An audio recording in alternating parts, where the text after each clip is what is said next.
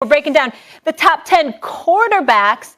This should be exciting. Take a look at the list, y'all. Mahomes coming in at number 1. He got a 99. Then Tommy Brady, 97. Rodgers after Tom Brady with 96. And then you can see Russ and Lamar. So we'd like to welcome in a very familiar face, one of the most prolific winners in NFL history, a 3-time Pro Bowler, a former Comeback Player of the Year, Alex Smith. Alex, thank you so much for being with us. Molly, thanks for having me. Of course. And let me just say this. Your whole story and how you came back was extremely inspirational. And I'm not just saying that to be nice, like just seeing the specials and all that you went through, really inspiring. So just huge kudos to you. Thank you. I appreciate that. Yeah. But now, before we jump into it, how's retirement treating you? Are you liking it? It seems like you're still busy. It's good. It's good. I'm still getting used to that word. Yeah. And I think here we're coming up on the fall. This will be the first fall in 25 plus years that I have not been in a training camp. So I'm excited. Obviously I think there will be mixed feelings and mixed emotions. I think that's only to be expected, but I'm also excited to spend a bunch of time with my wife and kids. I've put them through a lot. They have sacrificed so much over the years. And so excited to see what's next. Yeah, absolutely. Alex, Stephen A. here, man. Thank you for being on the show. And I just want to say when I think about emotion, I got a different kind of emotion a lot of times. But one of the soft spots that hit me was when you returned to the field and I saw your wife and kids in the stands. That was one of the most beautiful scenes that I've ever seen, to be quite honest with you, watching a football game.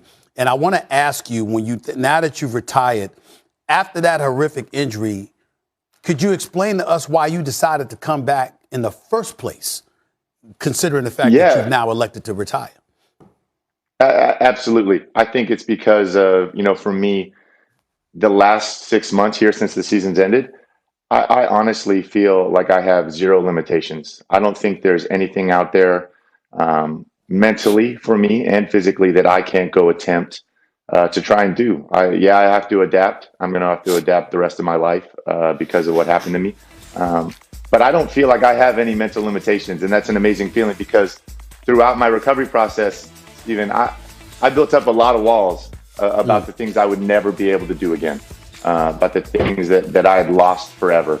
And football was the vehicle that helped me get them back. And I'm so thankful for everybody, the numerous people throughout my journey that helped me get back, teammates included, but most of all, my wife and kids. My wife has bore the brunt of obviously everything that we've been through in my career. Most of all, obviously, the last couple of years of my injury. So she deserves a break. And again, I'm so thankful that she helped me do what I Alex, did because we did it together. And again, like I said, I don't feel like I have any limitations. Sorry, Matt. That's beautiful. No, Alex, you're an easy guy to root for, and it's great to have you on the show. You're an easy guy to root for even before the injury, from when it was like he got taken number 1 overall, and then you had a different offensive coordinator, different situation every year, and it's finally, as soon as you got some stability, you started to show what you could do. So you were easy to root for even before then.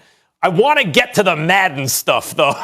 These ratings. Let's start with the guy who held the clipboard and learned under you, and that's Patrick Mahomes, who's a 99. I get it. To my eye, that's the best I've ever seen. But Aaron Rodgers is like, if Mahomes is 1, then Rodgers is 1A, or if he's 1A, then he's 1B. And he was the reigning MVP. And Tom Brady is the GOAT, won 7 Super Bowls, and he's the reigning Super Bowl champ. How does Brady wind up at 97? And even worse to me is Rodgers at 96.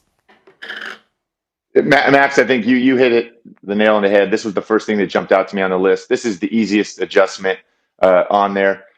Without a doubt, obviously, Patrick has set the bar. He's in the prime of his career. I think I'm not sure we still see the ceiling of what he can do. He's doing things that just haven't been done in this league ever.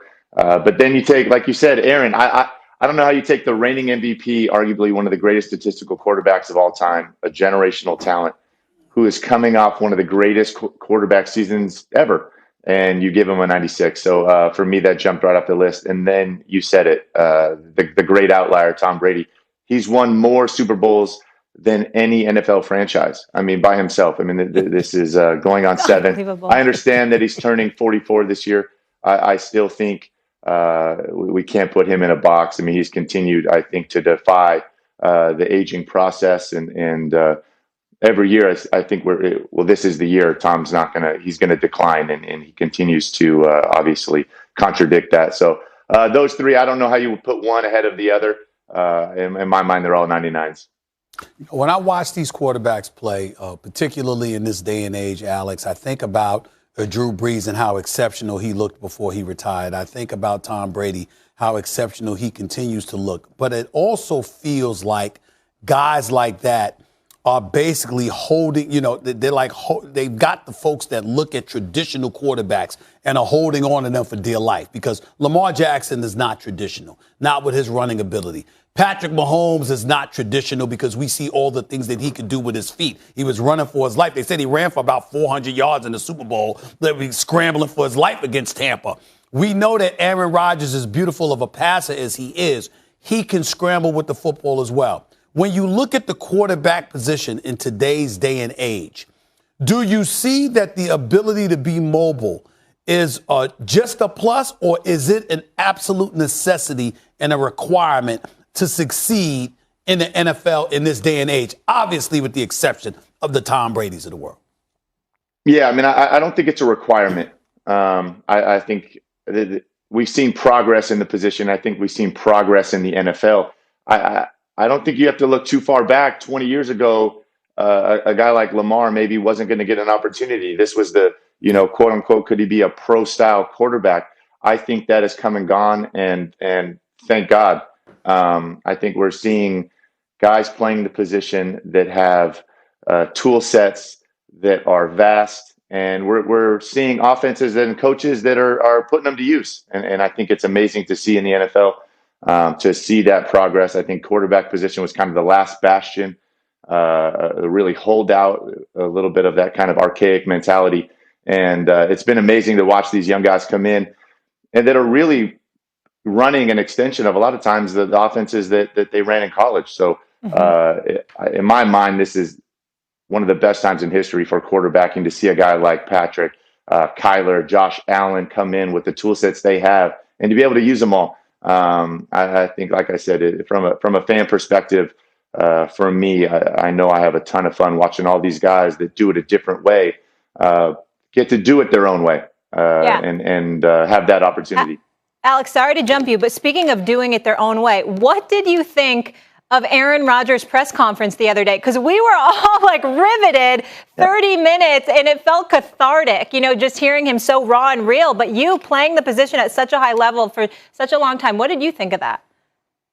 I absolutely loved it. I think it was one of the most rare scenes we've seen in football. Yeah. Here's a guy who's been out of the picture for the last 6 months, and we've been debating everything that's been going on. What were the facts? The he said, she said, what was going on, and to finally get Aaron back and to him be that candid and honest and articulate